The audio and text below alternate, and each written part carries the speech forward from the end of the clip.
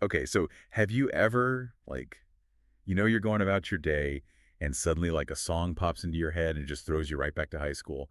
Or maybe like when you're trying to remember what you ate last Tuesday, total blank.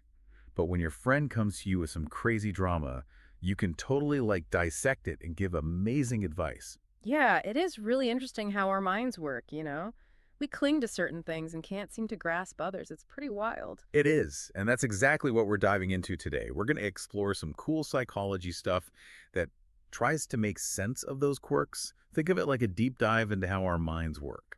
I like that. A backstage pass to your own mind. And the source material for all this is a really interesting YouTube video transcript from Brainy Dose. It's called 11 Interesting Psychological Facts About Human Behavior. Yeah, and the video highlights some pretty surprising reasons why we do the things we do, like why we think or feel certain ways. Exactly. And our goal here is to break it all down for you. We want to give you the most interesting and useful parts from all this research. Exactly. You get the key psychological principles without, having to read a whole textbook. Oh, So you ready to jump in? absolutely. Let's do it. Okay, so let's start with something I think a lot of people can relate to. How strong some of our older memories are. Ah, yes. The good old reminiscence bump. The thing where we tend to remember things from our adolescence and early adulthood more vividly than other times, like between ages 10 and 30. It's pretty common. Yeah, it's like you hear people talking about their first job or college days or those early relationships all the time. Why do you think those memories stick around so well? Well, there are a couple of things going on, I think. First off, those years are just packed with new and exciting experiences, like graduating, maybe falling in love for the first time, starting your career, even like getting married or having kids. These are huge life events, and they leave a big impression on us emotionally. That makes sense. Yeah. Those are the times when you really feel like you're figuring out who you are, Mm. you know? Right. And that leads to the second point. These memories actually help shape who we are. I mean, research suggests that they play a big role in shaping our beliefs, our attitudes, even our long term goals. They're kind of like the foundation of our identity. Wow, I never really thought about it like that. It's like those awkward teenage phases or that first big presentation at work aren't just random memories. Mhm. They actually become part of our story. Exactly. And because these early memories are so powerful, it might be helpful to intentionally revisit some of the good ones when you need a little confidence boost, like those happy times from your late teens and 20s. They can remind you of how far you've come and what you're capable of. I like that. Listener, take a moment and think back to those really clear memories from your late teens and early 20s. What pops into your mind? And why do you think they've stuck with you for so long? Okay, so now let's switch gears. Have you ever noticed how we can give amazing advice to others but struggle to follow it ourselves? Ah, that's classic Solomon's paradox. It basically means we're way more rational and clear headed when we're thinking about someone else's problems compared to our own. It's true. It's like when your friend's freaking out about work and you have the perfect solution all laid out for them, but then you face the exact same problem and suddenly you're just as lost. It's almost a cliche at this point. Yeah, but there's a reason for it. It seems like having that emotional distance from other people's problems allows us to use our reasoning skills better. We're not so caught up in the emotions of it all. And it's not just a certain age group, it seems to be a thing for everyone. But how can we use this to our advantage? We can't exactly hire ourselves as consultants. Well, that's where the self distancing strategy comes in. Basically, you try to look at your problems from an outsider's perspective, as if you were giving advice to a friend going through the same thing. Like, what would you tell them? Yeah, it's about creating some space between you and the problem that can really help you see things more clearly. Exactly. So, listener, the next time you're wrestling with a tough decision, try stepping back and pretending it's happening to someone you care about. You might be surprised by the fresh perspective you gain. All right, so now let's move on to something a little different. We've all met those people who are like super confident, maybe a little too confident, right? Totally. It's like they're always so sure they're right, even when it's clear they're not. It's kind of baffling. Well, psychologists call this the Dunning-Kruger effect. It's like a cognitive bias, which basically means it's a pattern of thinking that can lead to bad judgment. In this case, people who are actually the least competent in something are often the most confident. Oh, that explains so much. So it's not just that they don't know what they don't know. It's like their lack of knowledge is actively preventing them from seeing their own mistakes. Exactly. It's a combo of poor self-awareness and limited cognitive ability. They just don't have the skills to recognize their own shortcomings. Oh, wow. So how do we avoid falling into that trap ourselves? Well, one important thing is to actively seek feedback from others. Don't just assume you know everything. Be open to criticism and be willing to learn from your mistakes. It's all about humility and continuous learning. Recognizing that the more you learn, the more you realize how much you don't know. That's a good reminder for all of us. Listener, think about times when you've seen this in action. Not to judge, but just to recognize it as a quirk of how our brains work. Okay, so let's switch gears again. Let's talk about something that's always fun. Our furry friends. Now, this is where it gets interesting. Research has found a link between hostility in people and their choice of dog breeds. Specifically, people who score higher on hostility scales are more likely to own dog breeds that are often seen as aggressive. Really? So is this a case of birds of a feather flock together? Like, do certain types of people just gravitate towards certain types of dogs? Maybe. I mean, think about it. We often choose friends and partners who have similar interests. So maybe it's the same with pets. We're drawn to dogs that we see as reflecting our own personalities or even as an extension of ourselves. That does make a certain amount of sense. But the research also points to other factors that could be at play. For example, people who are more socially isolated or live in high crime areas might choose guard dogs for protection. Right. Or they might just have fewer visitors, so they don't mind having a dog that might be a bit more intimidating. And living in a stressful environment could contribute to both hostility and the desire for a guard dog. So it's likely not a simple cause and effect thing. It's probably a whole bunch of factors all mixed together. Right. So we can't just say that hostile people cause their dogs to be aggressive or the other way around. The relationship is more complex than that. Exactly. It's important to remember that correlation doesn't equal causation. Just because two things are linked doesn't mean one causes the other. There could be a whole bunch of other factors we're not even considering. Speaking of complex relationships, let's move on to something that a lot of us feel a little guilty about: daydreaming. Oh, yes. Yeah. I've definitely been caught staring out the window more than a few times. Yeah. Sometimes my mind just wanders. Well, it turns out that daydreaming might not be such a bad thing. In fact, research suggests it could actually be a sign of higher intelligence and creativity. Really? Are you serious? So all those times I'm zoning out during meetings, I'm actually flexing my mental muscles. It's possible.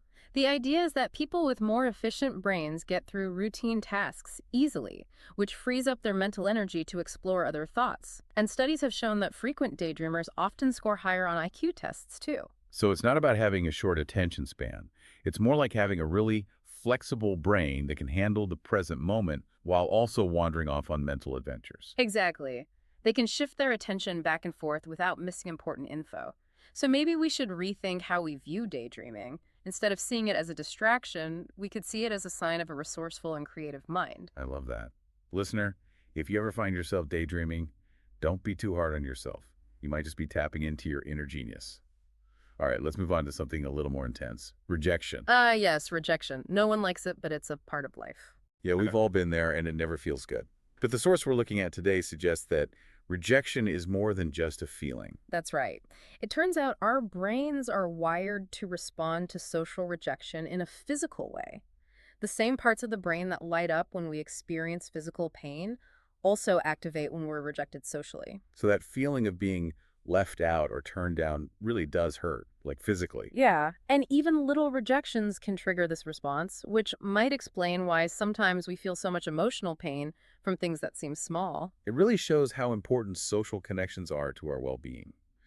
Feeling accepted and loved is a basic human need. Absolutely. So if you've ever felt like rejection literally hurt, trust me, your brain wasn't lying to you. All right, let's switch gears one more time and talk about something totally unexpected. Did you know that speaking a foreign language can actually change how we make decisions? Wait, really? You'd think it would be harder to make good decisions in another language because it takes more brain power. You'd think so, right? But research has shown that speaking a foreign language can actually reduce bias in our decision making. How is that possible? Does it force us to slow down and think things through more carefully? I think it has to do with suppressing our native language and, more importantly, the intuitions that come with it, those gut feelings we have.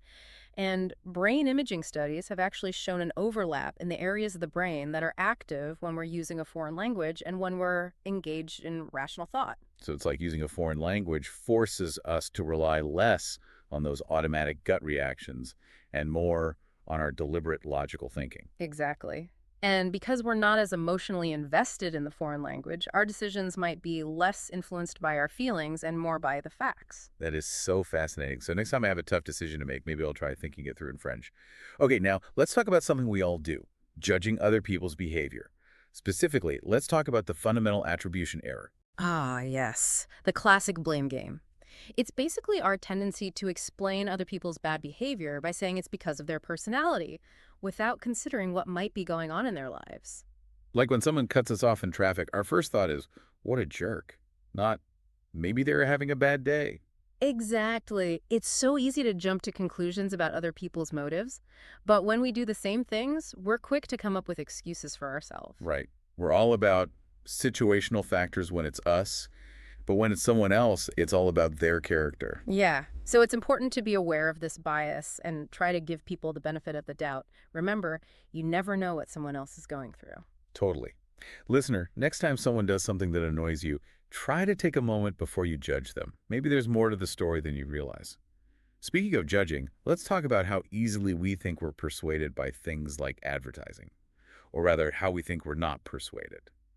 This is called the third-person effect. Yeah, it's funny how we often think we're immune to advertising while everyone else is falling for it. Like we have some special resistance to persuasion. It's like we can see how an ad might work on someone else, but we're convinced it won't work on us, especially if it's for something we're not interested in. Right. It's like we think, that might work on those people, but I'm too smart for that. But the truth is, these messages are all around us, and they do have an impact on our thoughts and behaviors, even if we don't realize it. It's kind of humbling to think about. Listener, have you ever dismissed an ad as being ineffective, only to find yourself thinking about the product later? Maybe we're not as immune to persuasion as we think. Exactly. It's important to be aware of the subtle ways that advertising and other forms of persuasion can influence us. Okay, so now let's talk about something that's driving a lot of our behavior these days. Dopamine. Oh, dopamine, the pleasure chemical. It's why we love chocolate and puppies, right? Well, yes, but it also plays a big role in our information-seeking behavior, and that's especially relevant now with the internet and social media. Yeah, it's like we're constantly bombarded with new information, and it can be really hard to resist that urge to scroll and scroll and scroll. Right, and that's because of the dopamine-seeking reward loop. Basically, every time we encounter something new and interesting, our brains release a little bit of dopamine. And that Mm. feels good, so we keep seeking out more and more information, hoping to get another hit of that dopamine. It's like a never-ending cycle, and it can be really hard to break free. Exactly. And the problem is that this endless pursuit of information can leave us feeling empty and dissatisfied, like we're never quite getting enough. So it's important to be mindful of our information consumption habits and make sure we're not just chasing dopamine hits. Listener, think about your own relationship with information. Do you ever feel like you're just scrolling mindlessly, hoping for that next bit of excitement? It's something to be aware of. Okay, so for our last psychological fact, let's talk about something positive, helping others. Yes. It turns out that being kind and helpful is not only good for others, but also incredibly beneficial for ourselves. I've definitely noticed that when I help others, I feel happier. But there's actual science behind it, right? Absolutely.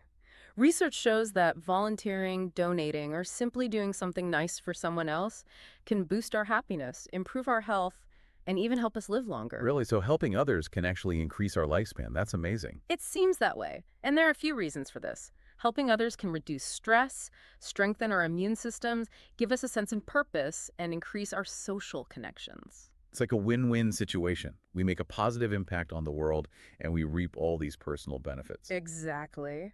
So, listener, if you're looking for a way to improve your life, consider finding a cause you care about and getting involved. It might just be the best thing you ever do for yourself and others. I love that. Now, before we wrap up, I think it's important to remember that these psychological facts are based on research with limited groups of people. So while they offer valuable insights, it's important to take them with a grain of salt. Human behavior is complex, and there are always exceptions to the rule. Exactly. These are just starting points for understanding ourselves and others better. It's an invitation to be more curious and observant about human behavior.